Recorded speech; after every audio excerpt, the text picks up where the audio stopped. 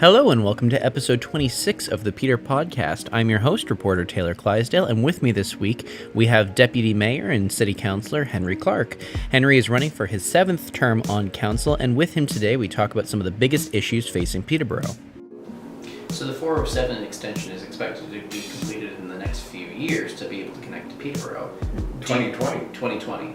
Do you think that we're going to be ready for that growth boom for when that happens? My short answer is no, and that's because we don't have the land.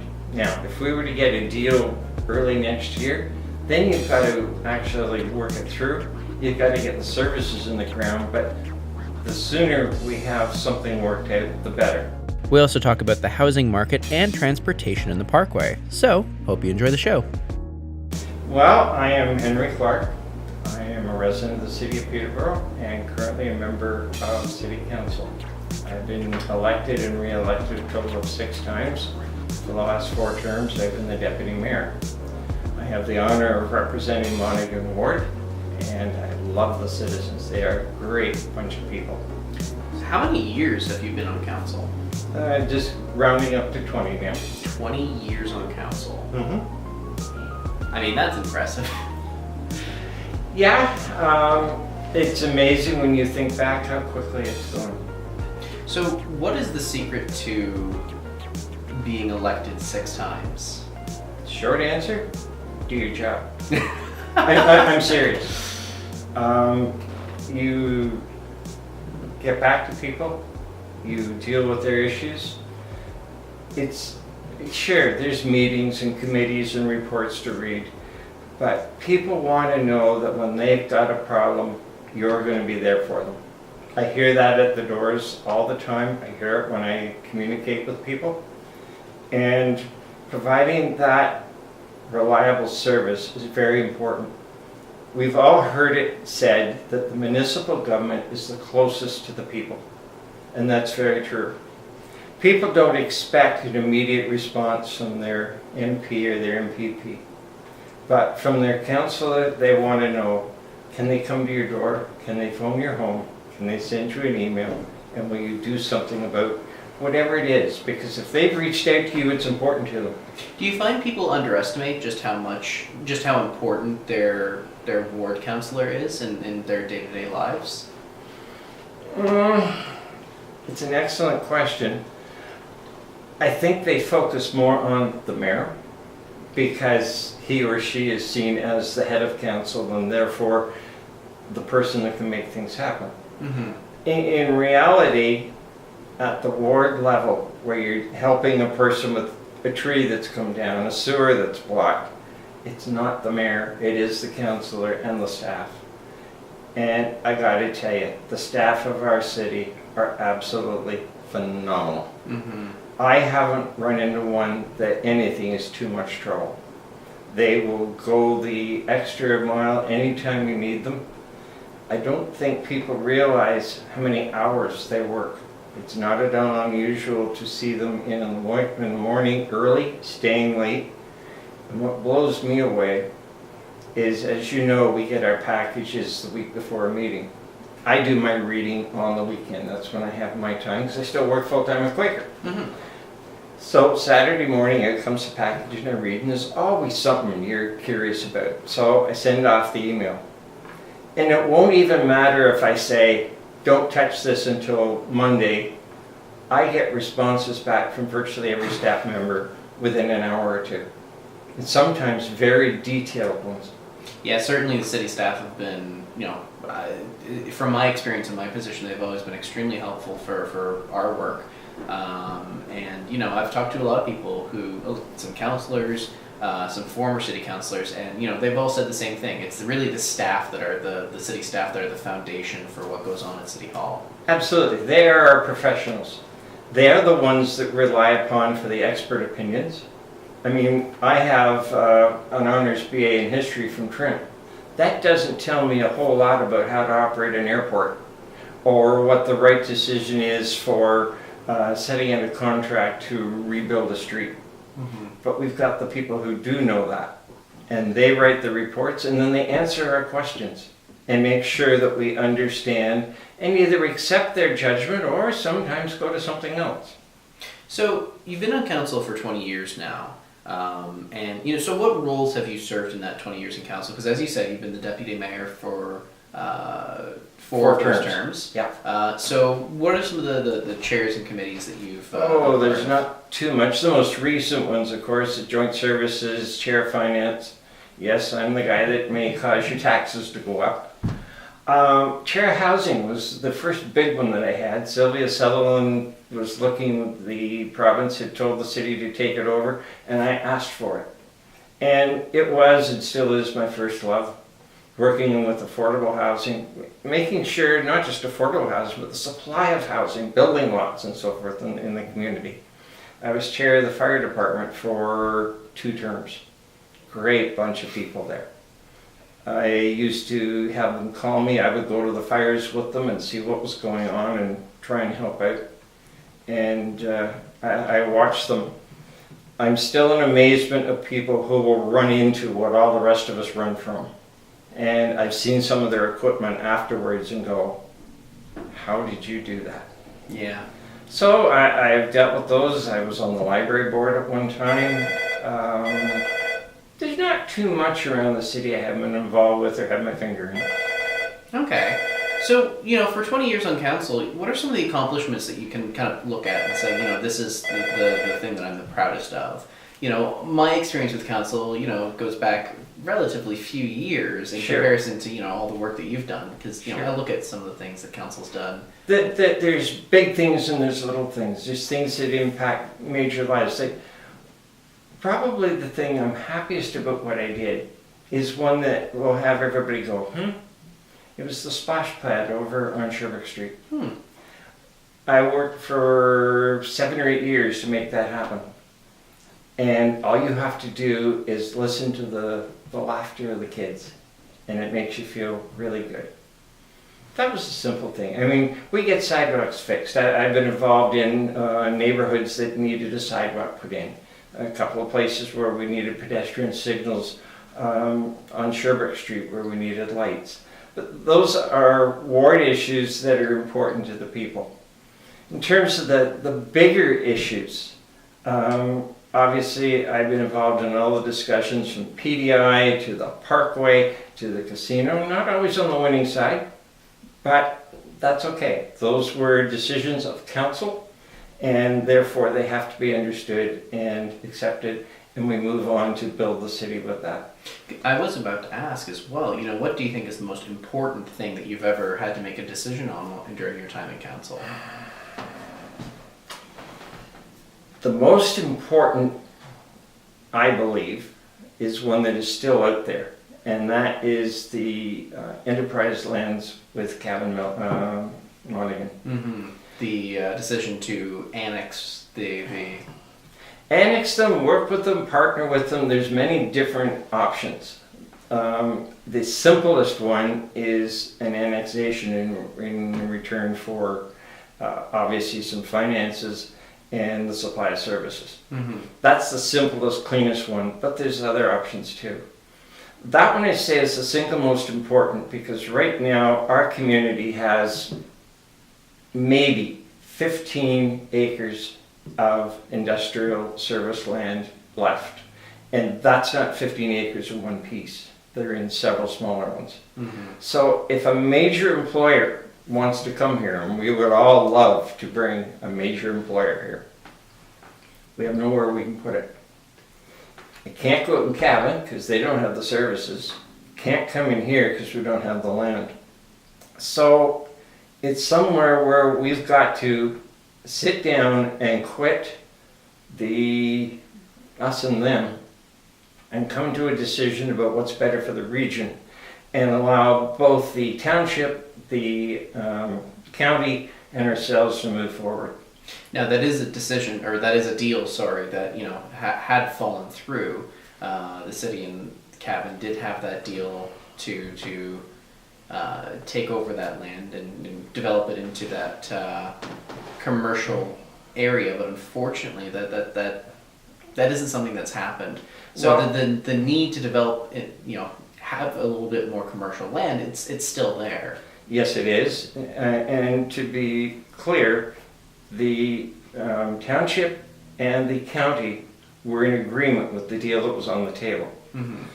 The city at its deliberations came back with, I think, something that I hadn't thought about, but was a reasonable request, was to look at the payments we would make and match them to the cash flow, so that the city wasn't out of pocket, and the township and the county were getting at least as much now as they were.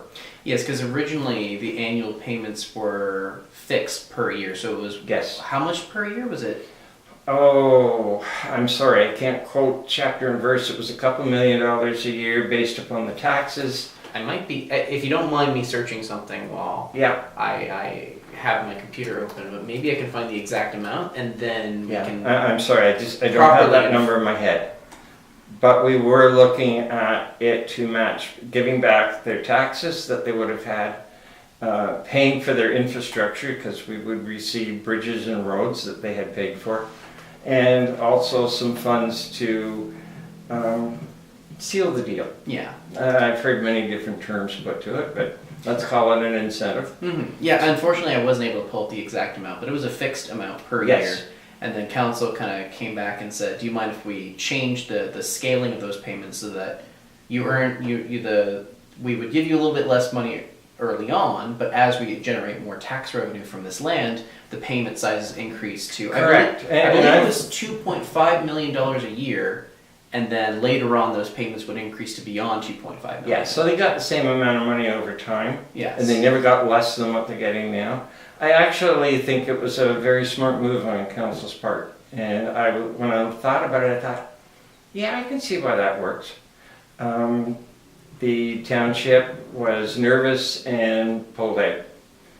It's not a case of the deal being dead, it's a case of, okay, let's get the elections over, have new faces at the table, new people with new ideas, and get back. Because nobody can do anything until we solve this. So the decision to go back and change out the spacing of those payments seemed to be the crux of why the township said, we're not okay with these changes to the deal, so we're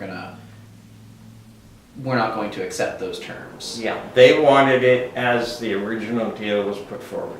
So you think that the city still made the right decision to change the spacing of those payments, even though it may have... If I could have got the deal with the original terms, I would have been happy to accept that, because over the time we knew we could finance it and so forth. Asking them to match to what we were looking at wasn't unreasonable. Unfortunately, at that point, it was a bit of a deal breaker.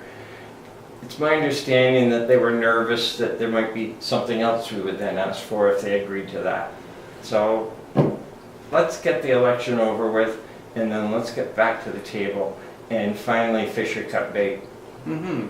So I had asked you, what was the most important issue that you had worked on. Do you think that's still the most important issue facing Peterborough? Yes. Is the development and the creation of commercial and industrial land? I'll call it enterprise, because there's so many different things now. Yeah, commercial and industrial land, some people like to think big factories, but it could be creation. It can be assembly, it can be, who knows? Yeah, technically, call centers would fit that mold as well. Yeah, but I want something better than call centers. That's fair. It's out there. Mm-hmm. See, the 407 is going to have an absolutely incredible impact on our community.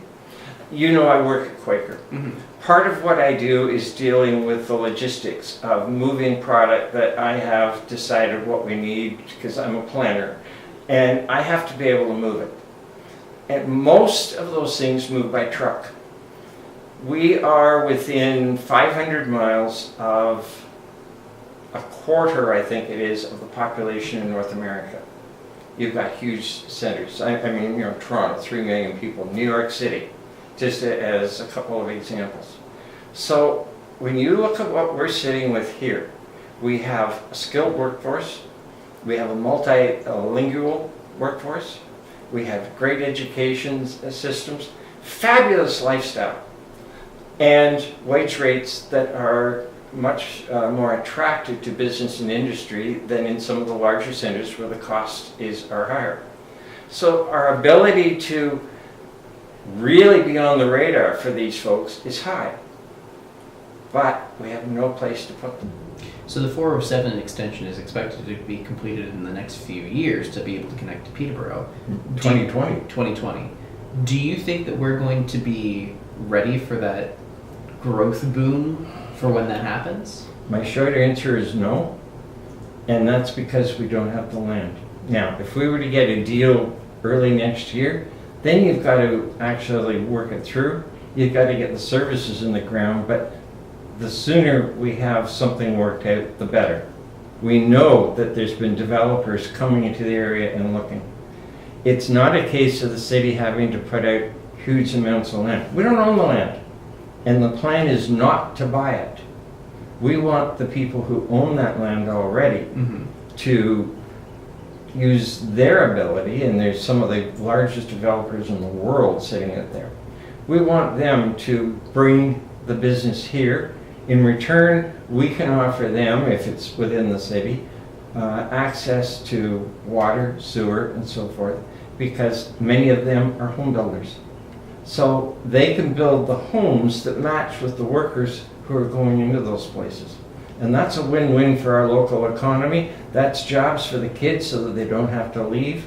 It's tax money so that, as Chair of Finance, I don't have to listen to the staff saying, but we've got to raise everybody's taxes. No, we can make great things happen. And you're right, there is a significant economic impact an economic benefit for Peterborough if we can get those people and those jobs in the community. Oh. It's just a case of having the land to be able to make that happen. I'm not privy to how the balance sheets of our local businesses look. But can you tell me of any business that wouldn't do better if they had more customers? And more customers come from people living, working, and having a decent wage that they have disposable income. And that's why I always say economic development, that land deal with Coun is the thing we need to deal with first and foremost. Now, we are going to talk a little bit more about housing and building new housing in Peterborough in just a few moments, but we're going to take a short break. Come back to this in just a couple of minutes, and then continue talking about housing and some of the other issues that matter to Peterborough residents. Sounds wonderful. All right, be back in a sec. Thank you.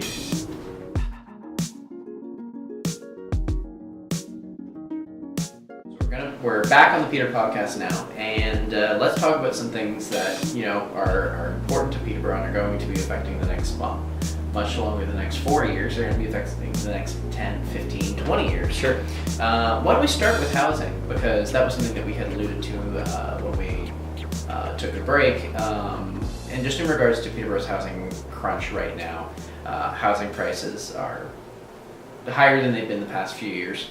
The rental vacancy rate is at very low. It's at about 1%. Yeah. And right now, a lot of people in the community are saying, we need solutions to house people.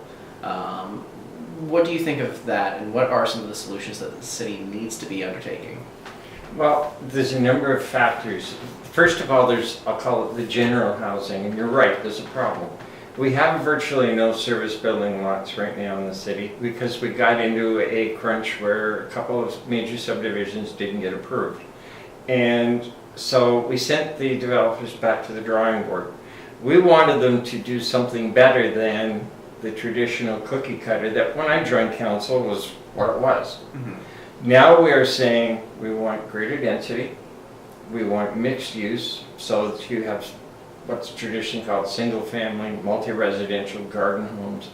We want commercial right close so that people can walk or bike to it, and also the opportunity for jobs so that people again can work and live where they are. Because housing now, especially, a lot of people, when they imagine suburbia, it's big suburban sprawl with one housing type, just kind of repeated ad nauseum. Yeah. And talking with the city's planners, they're trying to get away with that. We got to get away from it.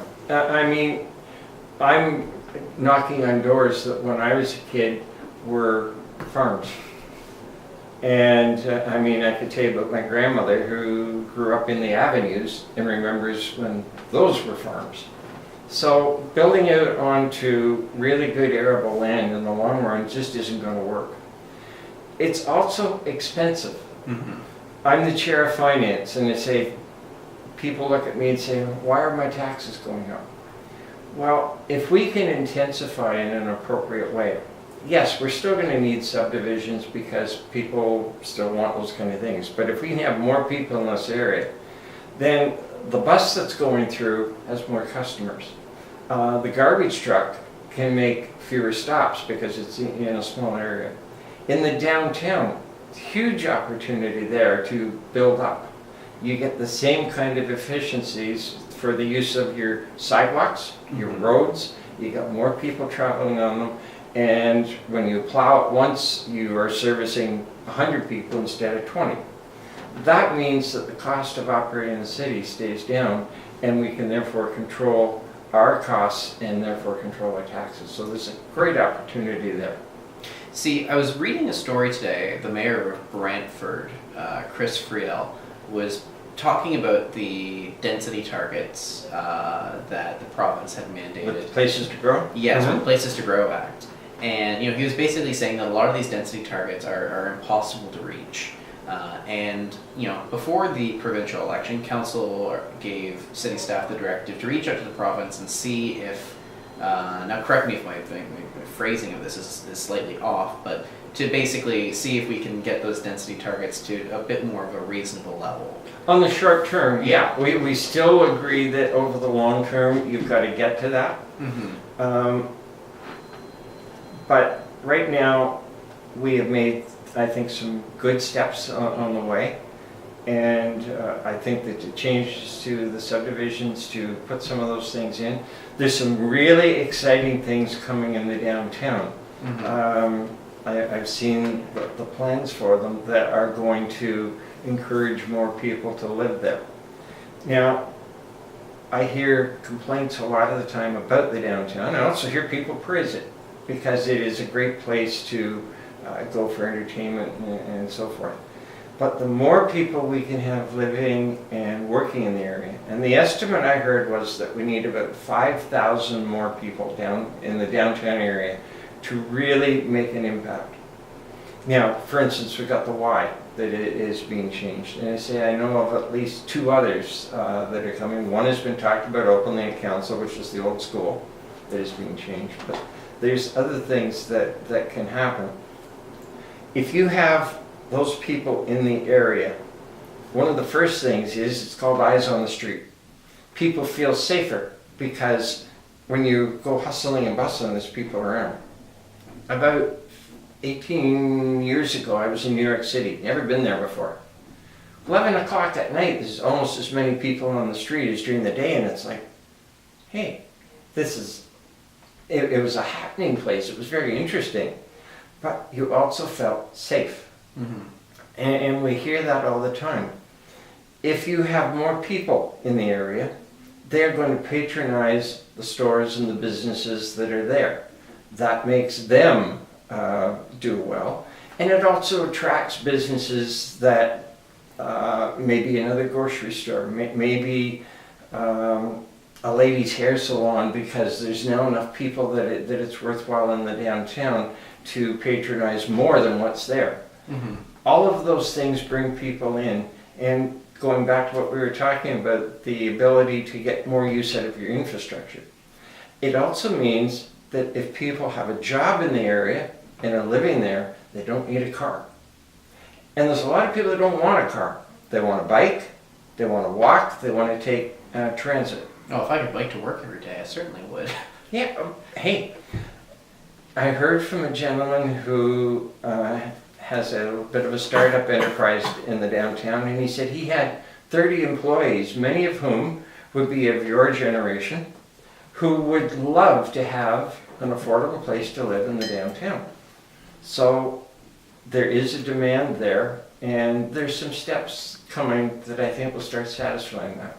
And I know there are some developers who are coming in. They're taking some of the older properties that are downtown and they're redeveloping them and making them, livable properties. And I know in the long term, the plan for Bethune Street is, with the redevelopment there, to encourage private development to go in, take a lot of these older run-down places, and turn them into something a lot nicer.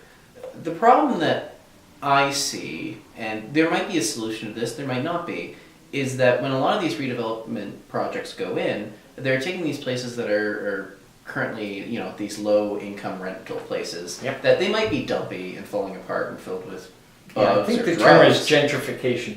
That's a pretty And that's broad term for it, yeah. Yeah. And they're going in and they're taking these places that, these might be dumpy, falling apart places that are not great places to live in, but there's also no alternatives for safer places to live in the downtown that are at that same Correct. cost.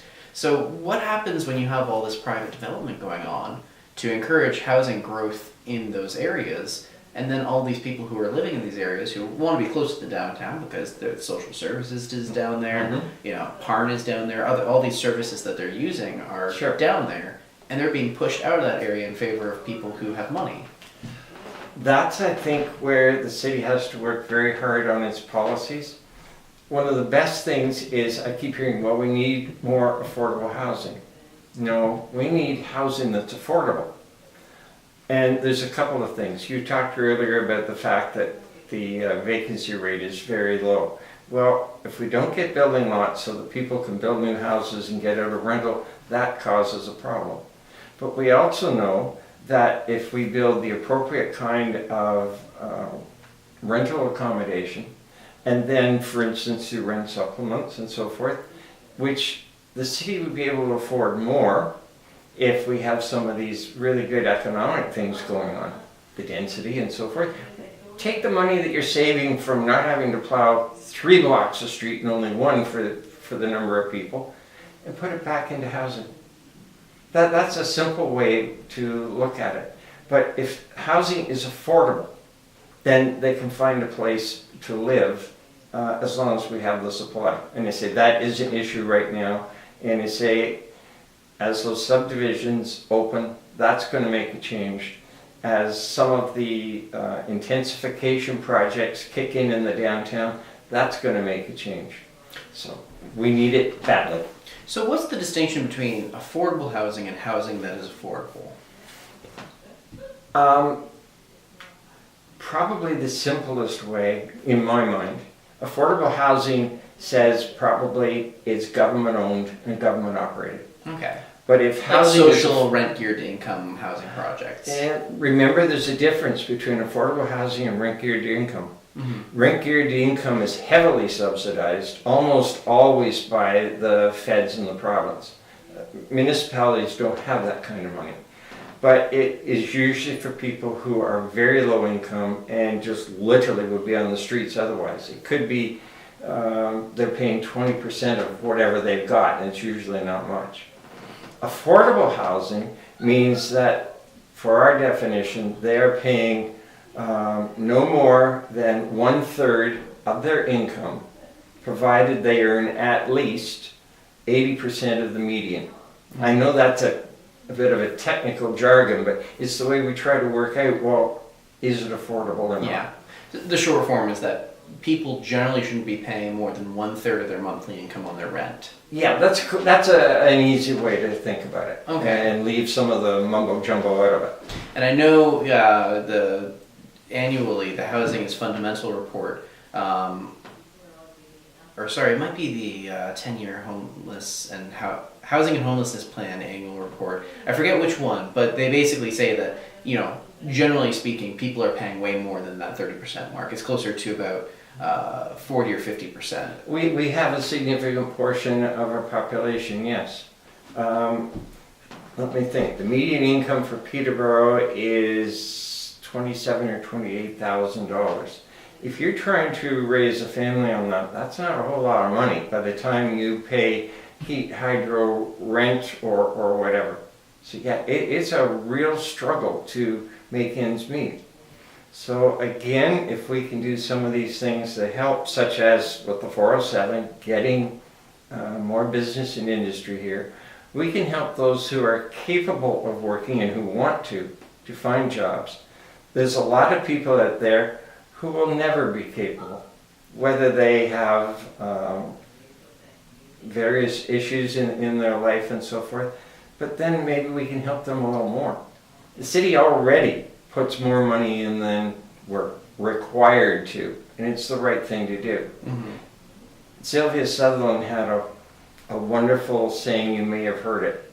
She used to say, is Peterborough just a city, or is it a just city? And I believe that we are and want to be a just city. I think that's a great note to end on for that topic, because we do have a couple other things that we need to discuss before we wrap up. And one of them is the Parkway. You know, right now, the most recent action by the city on the Parkway is to invest in these studies that are being done right now to, you know, some of them are to improve traffic flow, some of them are to improve the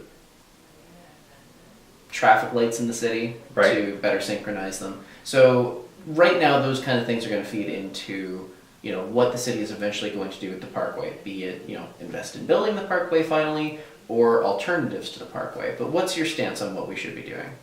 Well, right now we don't have much of a choice.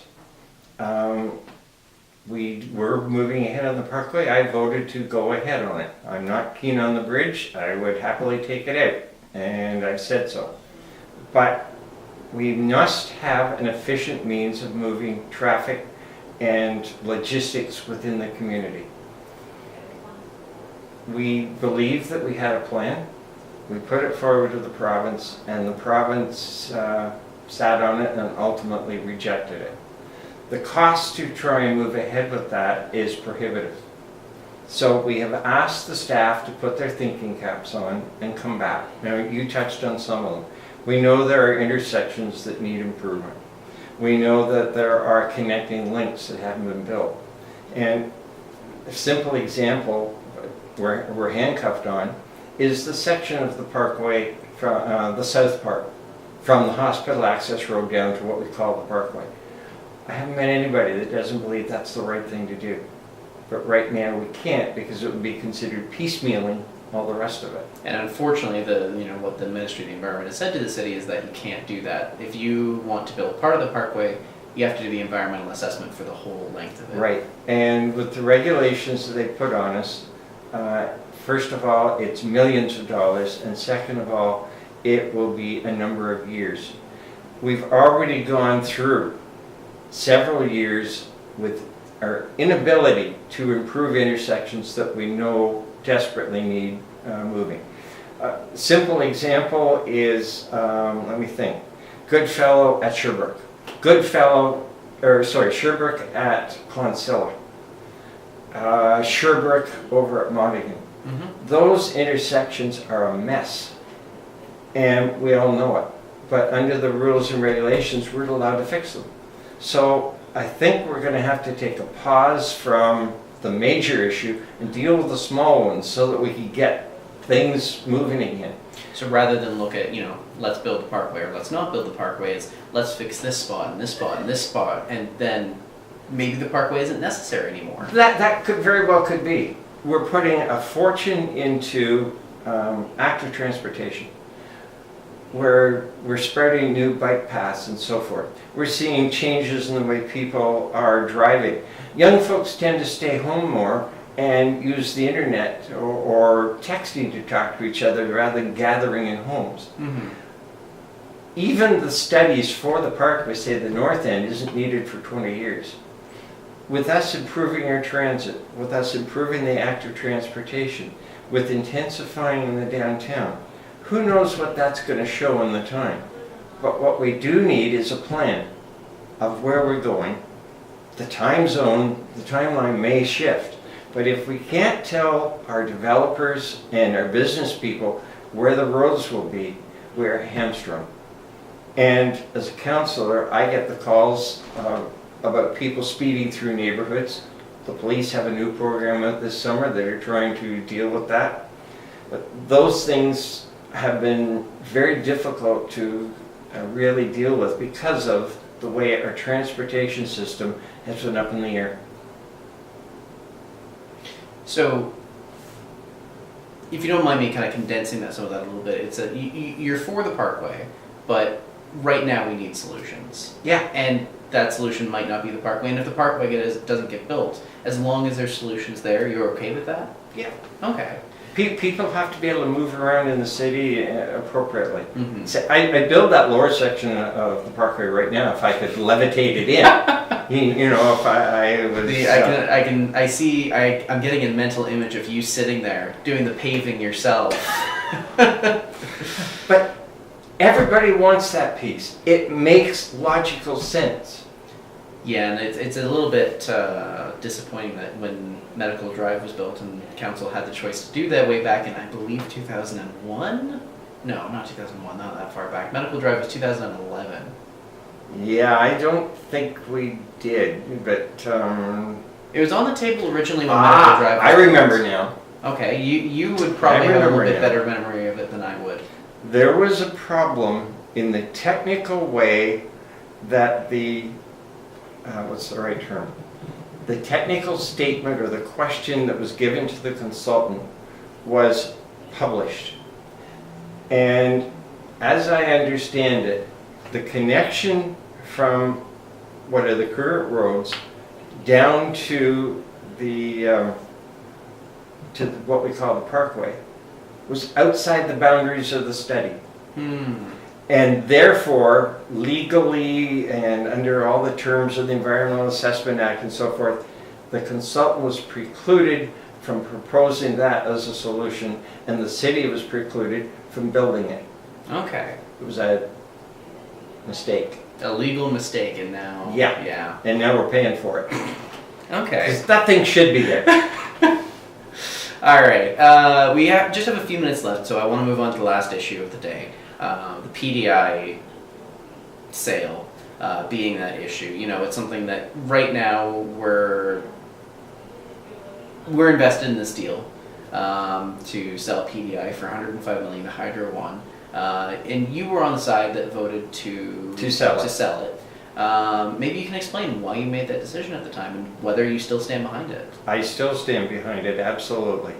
And I think over time as it unrolls, the vast majority of people, save and except those who are philosophically opposed, and I'm talking about those who are technically opposed about the dollars and cents, and some who just say, no, this should always be in our hands. Those people will always feel that way, and I accept and respect that. I spent hours upon hours talking to people on all sides of this. Some were for it, some were against it. As a city councillor, I had access to a lot of experts and a lot of reports. So I listened very carefully. And ultimately, the deal that we have is going to ensure legally and binding that the distribution rates for every citizen in Peterborough who is currently served by PDI will go down. If you saw the chart that was published, and I'm sorry it was published in one of your competitors, well no, I guess you're all owned by the same folks now, aren't you? Yeah, So am I allowed to say the name? Yes, you can go ahead and say Okay, it was in the Examiner, but it was in our reports, and it showed what the spread would be if PDI continued to operate and how their rates would go up versus how they would go up under H1. Mm-hmm. And PDI, in other words, the current state, would go up significantly higher than the state under H1. Over time, does it save people a lot of money? Not really. That was the minor thinking for me. Mm-hmm. It was made very obvious by the province that they were going to force these consolidations whether we wanted them or not. 5 years ago, there were 330 distribution companies. Now there's somewhere between 50 and 60. Their goal is to get it down to no more than about a dozen, with 450,000 customers. PDI has 37,000. We're small. I've heard some of my colleagues say, well, Viridian would look at us. Viridian admits they don't have the money to buy us. So if we looked at them, and they're not contiguous to us, so we would lose the jobs that are here currently and the jobs that were going to come. That's not a good deal for us. If we were to look at them, we become one person or two persons at a a significantly larger board table, we would have no control whatsoever. The province is forcing it. They have set up a carrot and stick with the tax situation. And if we sell now, we can sell with the best possible dollar return to the citizens of Peterborough for the investment we've made. Or we can wait till later and when we are not there and it's just, well, basically take what we want. So the deal right now that Peterborough has signed on for, which, barring some act of God happening, will probably be the deal that happens, is for the first 5 years, it's a 1% rate reduction, and then it's frozen at that rate for 5 years. And then for the following 5 years, the rates go up only to the rate of inflation at that time. Correct. Or less. Or less. Yeah. So a lot of people are afraid that at that 11th year mark, that Hydra 1, with all of its power, will jack up Peterborough residents' rates, and they'll be much, much higher than what they were at that 10th year. I understand that, except that they can't. First of all of those rates are set by the Ontario Energy Board. And there is no way that they are simply going to allow the Peterborough rates to be jumped way ahead of everybody else's. Mm-hmm. The second thing on it is that there is really a rate protection built in there in terms of the longer term viability of the company and what they want to do in terms of how those rates are looked at. How can I explain it really? The rates are frozen, or sorry, controlled by the Ontario Energy Board, and people have said to me, well, they're worried that they want to recover the $105 million. Government policy and the Ontario Energy Board preclude your rates being jacked up to recover those costs. The only way you are allowed to get them back is through efficiencies. So bigger is considered more efficient. You'll have one CEO instead of two, that kind of thing. Therefore, they will be able to recover money that way. But they can't jack our rates up to do that.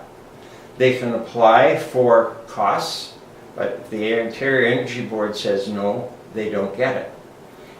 We already have a subdivision in the city that is serviced by Hydra 1, and all the new ones will be serviced by Hydra 1. If you talk to the people there, they will tell you right now our rates are basically the same. I think one fellow said it was like 3 cents different. So I understand the fear, it's the unknown. But the facts say, and the legal agreements say, it won't happen. Now, I do want to clarify before I relay this concern from people that I've talked to, that, it's not Peterborough Utilities as a whole that's being sold to Hydro, and it's just PDI. It's the poles and the wire. Yes. I've had people say, well, you're selling the zoo. No. Mm-hmm. We are not selling our generation. We are not selling our billing services. And I've had someone email me about that today. Just like, oh, are we getting rid of the zoo? No, we're not. That's not part of the deal. That's the only thing that is on the table. It's the only thing that the provincial government has been looking at. But a lot of people are saying that, hydro and power distribution should be kept public because that's something that we should have public ownership of. That's not something that should ever be privatized. So what do you make of that concern? Well, City Council sent a letter to the Premier several years ago saying don't sell Hydro 1. We never thought they should. I don't either. And of course we had agreed with our sale before they started saying, well, we're going to sell part of it off. That is a genuine concern. Mm-hmm. They say they have safeguards built in. Well, there better be. The other thing I think that's important is what we do with the money. We're going to see somewhere between $50 and $60 million come into the city. The last thing we want to do is spend it. I know I've heard people say, oh, well, you'll just build the Parkway with it. that would be to squander an incredible opportunity. It would also not cover the cost of the Parkway. Well, that too. That's a very good point. But, you know, our our own utility has said, loan us the money. They've got projects. Now, they had a couple of generation plans they were going to do up the river, which our premier has canceled. Mm-hmm. But as soon as I heard that, I went, oh, what does that do to our ability to invest those funds? So I went to John Stevenson, who's the CEO, and he came back and he said, yes, we've lost those ones, at least for now. It's unfortunate, but he says, I've got others. I have no problem if you will loan us the money in investing it in such a way that I can pay the city a really great rate of return, and they're still ahead. So that opportunity is to generate an income to the city that is higher than what PDI is doing right now, significantly higher. Mm-hmm. So that's more money coming in that as chair of finance, I can keep the taxes down. We can spend it on, and would only spend it on, infrastructure. I'm sure you know from sitting in the meetings, we have $1 billion need for infrastructure over the next 25 years. We don't have $1 billion sitting in the bank. Mm-hmm. So we can increase the size of our utility, our generations side. We can increase the amount of electricity that's being generated locally and generate funds for us while saving our utility money by loaning it to them at a lower rate that they can borrow it on the open market. Again, it's a win-win. Okay. Before we sign off for the day, I just wanted to leave you with the question of, is there anything else that you want to add or that you want to say to people? The only thing I would say is, first of all, I thank people for the privilege of having been their councillor for 20 years, because it truly is amazing. And to thank you for the opportunity to sit here and talk about issues that are important to the city, the community, and to myself. Oh, no problem. Thank you very much for coming in here, and we'll continue to talk to the people that may or may not be on council in this term. So, thanks for coming in. My pleasure. And to everyone else, we will see you next week.